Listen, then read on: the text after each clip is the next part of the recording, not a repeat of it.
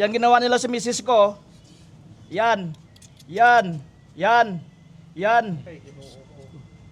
Parang baboy ginawa nila, oh. Masama ang ginawa nila sa asawa ko.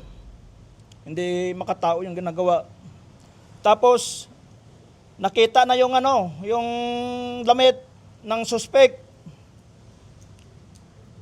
Yun, mabigat na ebidensya yun. Yun ang ipaglalaban ko pag hindi ma-aksyonan agad to.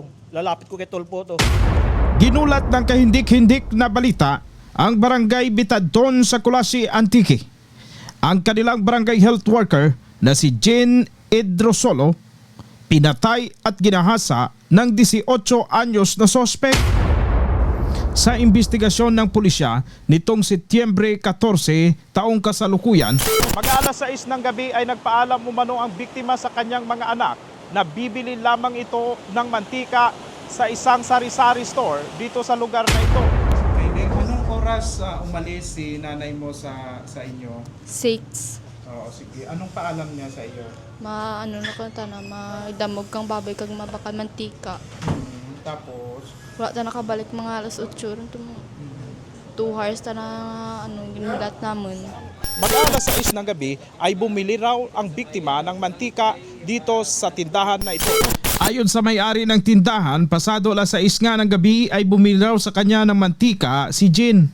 Pagkatapos ay agad naman raw itong umuwi. Bakal siya? sino ang nakaibahan? Siya lang isa. Imaw lang gid isa. Payong lang man iadana kanto payong lang. Kasi ibadala. Anong oras gid dyan nakaabot imaw sa imo nga bana-bana? Pasado alas 6 pa to kasi wala ko alas 7. Tapos ano anang hambal? Yung bakal sa mantika. Oo. Amo naman to yung mantika agar bakal pulo. So naman ko siya gani nga kabi ka na dyan bakal dyan na hambal niya nga ho gani nay. Ko gaulan pa man dyan. Isa lang to isa. Imaw lang gid isa. Oo. Nakabakal imaw it mantika, pagbakal na Puli mo siya dayon. Samantala, sa bahay ay labis na raw ang pag-aalala ng grade 5 at grade 7 na anak ng biktima. Mag-alas 8 na raw kasi ng mga oras na yon ay hindi pa raw nakakabalik ng tahanan ang kanilang ina. Ang asawa ni Nanay Jean na nagtatrabaho sa Cavite bilang isang security guard ay nakatawag pa raw sa kanila bago maganap ang malagim na sinapit nito. Nang nasa duty ako sa Cavite, alas 5 tumawag pa ako. Okay pa, alas 6 tumawag pa ako. Ang nakasagot, yung anak ko. Sabi ko, saan yung mama mo? Lumabas, bumili ng mantika at saka nagpakain ng baboy. Tapos nung umuwi ako sa boarding house, tumawag ulit ako kung saan yung mama mo. Sabi ko, wala pa yung mama mo. Anong oras na? Gabi na. Tapos sabihin ko, sabi ko sa anak ko na, baka may kausap lang. Mamaya tumawag bago maglutso, tumawag ulit ako sa anak ko, bakit wala pa? Sabi ko sa anak ko, tawagin mo si Kuya Juben mo, hanapin nyo doon, baka kung saan na yon. Agad naman raw na nagtungo sa kapitbahay na si Jovin ang mga bata. Malakas ang ulan, malakas yung hangin, malakas yung alon. Hindi yung pinapanood namin, hindi ko marinig. Ngayon kinonek ko siya sa Bluetooth na speaker. Ngayon, siyempre malakas para marinig namin yung mga kwentuhan mo, yung mga pangyayari sa movie, ganyan sa pelikula. Ngayon, parang medyo humupa na yung ulan, may naririnig akong umiiyak na bata. Ngayon, sinabihan ko yung anak ko, tingnan mo nga kung sino yung umiiyak. Ngayon, binuksan anak ko yung pinto, nakita niya yung anak ng biktima, yung pangalawa, yung bunso. Sabi niya, Papa, si Bel umiiyak. Tapos sabi ko, tanongin mo nga, ba't umiiyak? Si mama niya daw ngayon, ba't ano nangyari? Dumungaw din ako sa pinto. Kasi yung pinto namin, tsaka bintana nila, magalapit lang kasi mahigit mga 1 pa lang. Ngayon, sabi ko, Bel, ba't ka umiiyak? Sabi niya, si mama, bumili ng mantika. Kanina pa, hindi pa nakabalik. Agad raw niyaya ni Jobin ang kanyang anak para hanapin si Nanay Jean. Sa kanilang paghahanap, nakita nila ang isang payong. Ngayon, hindi ko natingnan yung oras kung anong oras na lumabas ako. Sabi ko sa anak ko, halika, samahan mo ko, labas tayo, hanapin natin. Ngayon, nung paglabas ko, may puno nung talisay. Paglakad ko, nakita ko yung payong dito sa banda gawing kanan ko. Nakita ko doon sa may mga gabi. Ang payong kinumpirma ng mga anak. Ito nga ang payong na dala ng kanilang ina. Ngayon, bumalik ako sa bahay. Doon sa bahay nung biktima, yung magkapatid. Sabi ko, Bel, Apple, kaninong payong to? Sabi niya kay mama niya. Ngayon, nung parang tumayo yung balahibo ko, sabi ko, hali kayo, samahan niyo ako, hanapin natin yung mama niyo. Tapos nang habang tumatawag ako, umiiyak na yung anak ko. Maya nakita nila yung payong at katsinilas. Ayun, umiyak na yung dalawa. Sabi ko, positive na yun. May nangyari na. Yun ang ano ko, alam ko naman, security kasi ako eh. Alam ko na yung ano na yun. Yung mga ganyang tactics na ano sa mga pangyayari. Ayun lang. Tapos sabi nga, hanapin nyo, nandyan lang yan. Ayun, tumawag si bayaw ko ng rescue, matulong para hanapin yung misis ko. Kasi malapit kami sa dagat, sa Dibungan eh. Medyo masukal, may mga nipa pa. Ngayon, paglabas namin, dire-diretso kami kasi bibili naman ni Kampon, di dumiretso ko kasi madilim eh. May yung ilaw ko, ano lang, cellphone. Tapos kanila, may ilaw sila, yung solar na parang fluorescing, ganon. De, pumunta kami sa tindahan, tiningnan ko yung tindahan. Siyempre, gabi na, de sarado. Sabi ko, balik tayo, bumalik kami. Binalikan ko yung kung saan ko nakita yung payong. Ngayon, pag-ikot ko, sumigaw yung isang pamangking ko. Sabi niya, Tito, nandito yung tsinelas ni Mama. Sabi ko, patingin saan? Di pinuntahan ko doon. Nung nakita ko, hala, sabi ko, tapos nakita ko yung damit. Nakita ko yung 2 pirasong damit. Sabi ko, kaninong damit to? Hindi sa amin yan. Kay mama mo to, sabi hindi. Tapos nung paglingon ko sa kaliwa, siyempre may ilaw ako yung flashlight, yung sa cellphone lang. Nakita ko yung parang talahib yun, di ba? Sa may water lily. May bakas ng dinaanan ng tao. Oo. Yung parang yun na yung naging bakas ng paghila. Oo, parang ganun. Tawad, Ayun ang balay sir, yung sliding window ng yan yung bahay niya. Oo, amo to ng balay. Diyan, dan Ang sa dulo nga to gid may gamay bay dyan to gid ang bahol nga to ana nga balay. ang may jealousy Oo, niya. ang may sliding window. Mau dyan ang balay. Oo. Tapos di mo kagawad nakita. Di dyan nakita ana nga chinila si dyan sa dalawa ka kawayan bala nga nga palpal ya. Ay, lang Niyog nga gamay nga ya. Ba dyan nakita? Di dyan nakita ana nga chinilas anang chinilas kag payong kang Ayon sa barangay Kagawad, dito raw nakita ang tsinelas at payong ng biktima. Nakita rin dito ang damit ng sospek. Ang dalan gali sa gilid dyan. Oo. Tapos maagi mo dyan. Di dyan pauli sa nang Pauli balay. ragtas. Yun ang nangyari yun eh, brown out kasi yung street light dito. Brown out nung mangyari ang Oo, insidente. yung street light, kaya madilim. Opo. Sumula doon sa tindahan, ito yung lalakarin ng biktima. Dito siya dumaan. Dito po, May mga bahay rin naman pala. may bahay rin naman. Dito sa portion na to. Pero doon sa pinangyarihan, May bahay pero walang tao. oh, Doon lang siya inabangan dahil walang tao. Mula ho dito sa lugar kung saan nakita itong payong at tsinelas ng biktima, ganon din yung damit ng sospek. Kinaladkad raw yung biktima hanggang doon sa baybayin. Nasa 300 to 400 meters ang pagitan. Digto kita nasa dulo to sir. Digto gid sa mga kanyugan to gid. Sa kaniyugan. Ha? dan ay May lanas diyan dan no. Digto pa gid sa unahan kang lanas nga dumaan kita pa mo dyan sa yung mga palayan. daw may pandan nga ri pandan Oo. bala nga ginaobra banigaw buri digto pa Barkoy. karon sir. Rayo kita na sa Oo. baybay ron kita na naging butang. Bye-bye rin di jaya sir. Di jaya kaya. Wara tang pamalay ran dyan. Warat pa ni malay gitanaran di dyan sir. Oo, warat pa ni malay Kaya gitanaran di ito dyan. siguro na naging Oo. Dahil sa damit na naiwan ng sospek, dito na nagkaroon ng ideya ang residente at mga barangay opisyal kung sino ang pumatay sa biktima. Nandun daw yung damit ng suspect. So, pinicturan ko at saka umuwi sa bahay. So, nang pinakita ko sa compound namin, sa pamilya ko, na ito yung damit ng suspect, tsaka sila sumigaw at saka umiyak na yan yung damit ng suspect na pumunta kanina dito. Bago raw kasi matagpuan ang bangkay ng biktima, noon ding araw na iyon 6:00 ng gabi ay umutang pa raw ng alak ang sospek sa isang tindahan. Suot nito ang damit na nakita sa crime scene. Sir, may suspect na kami sir kung sino yung gumawa niyan at ito yung damit niya. So sabi ng pulis, kilala mo?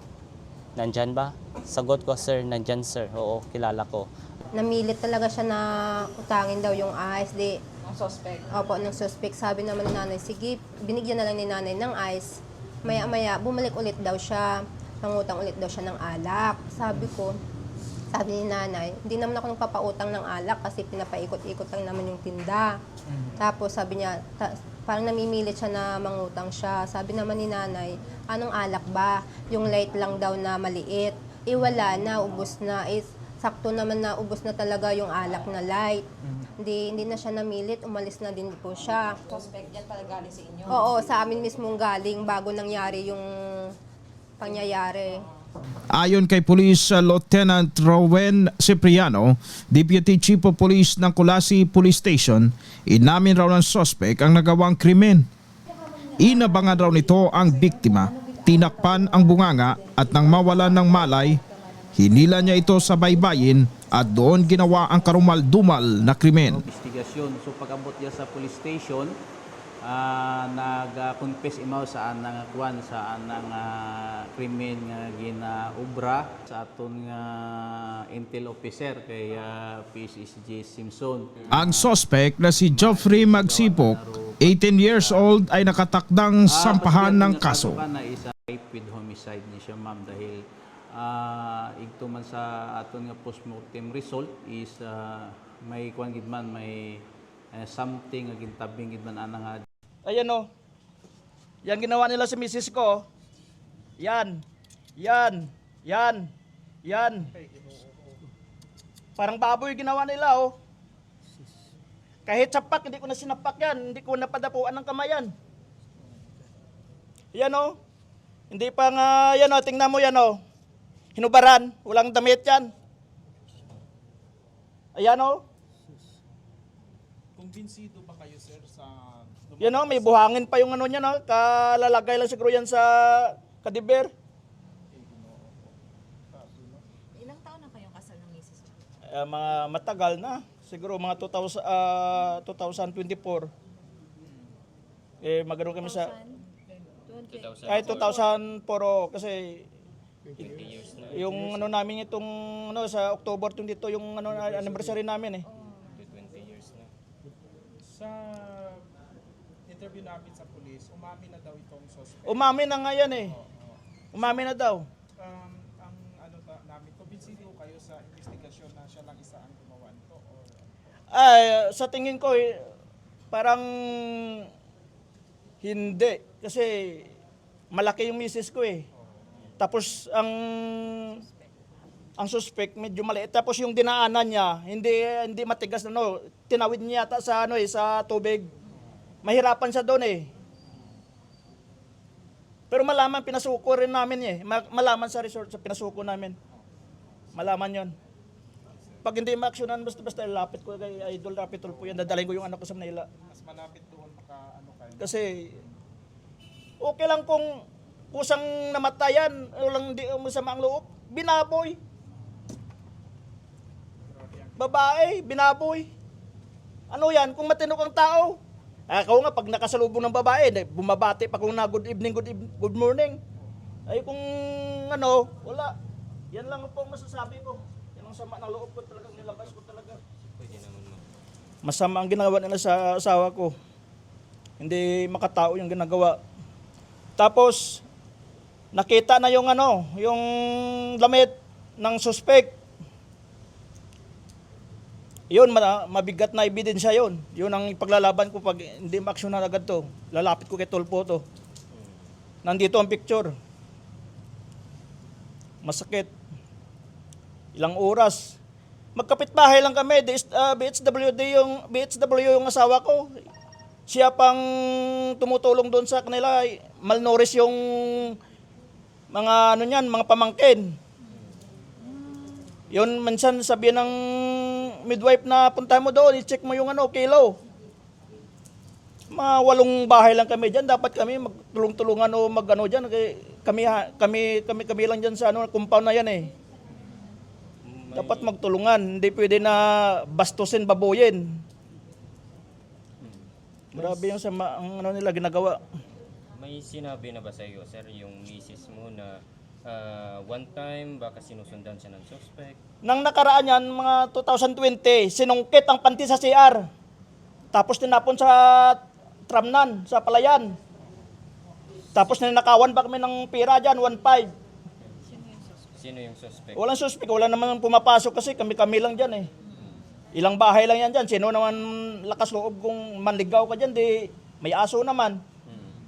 Eh, dalawang bisit na ginawa. Una, pante, surbol na yun. Sinungkit, sa CR yun. Sinungkit. Eh, ibig sabihin sinasadya.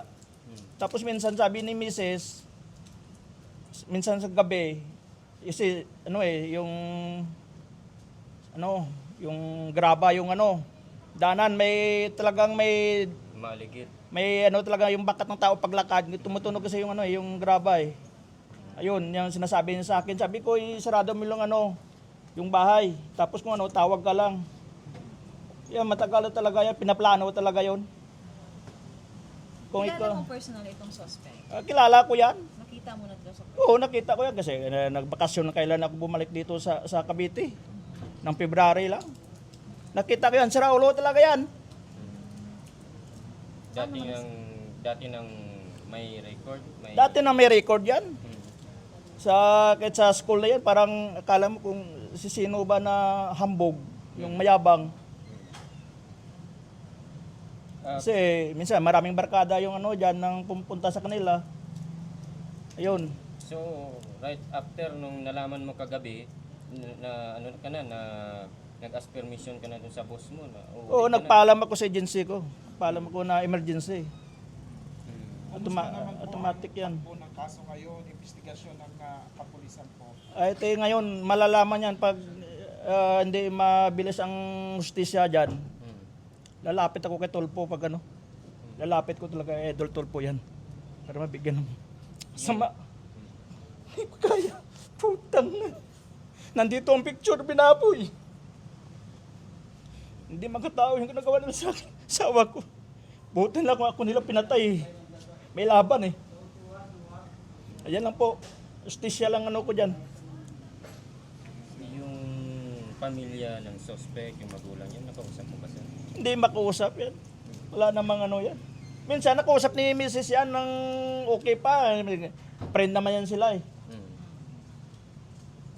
Pero ngayon Ayang nangyari talaga itong dumal na pangyayari yung naranasan ni Mrs. Binaboy. Ilang taon yung mga anak nyo? Yung isa, 13, yung isa 10. Grade, first year at saka grade 5. Matatalino pa naman. Yan ang nag-aalaga eh. Alas 4 pa lang nagluluto na si Mrs. Pang almusal ng anak ko. Kung makita mo ng personal itong suspect kasi gusto mo makita ng personal pero sabi mo parang hindi kayo kinapaitan. Oo. Gusto ko makita talaga eh. Sabihin ko lang talaga ang sama ng loob ko eh. Hindi ko naman siya sasaktan, sabihin ko lang. Yung sama ng loob ko. Yun lang naman eh. Justisya na mag-ano dyan sa ginawa niya yan. May ebidensya, malakang ebidensya, damit na yun. Surbol na yun.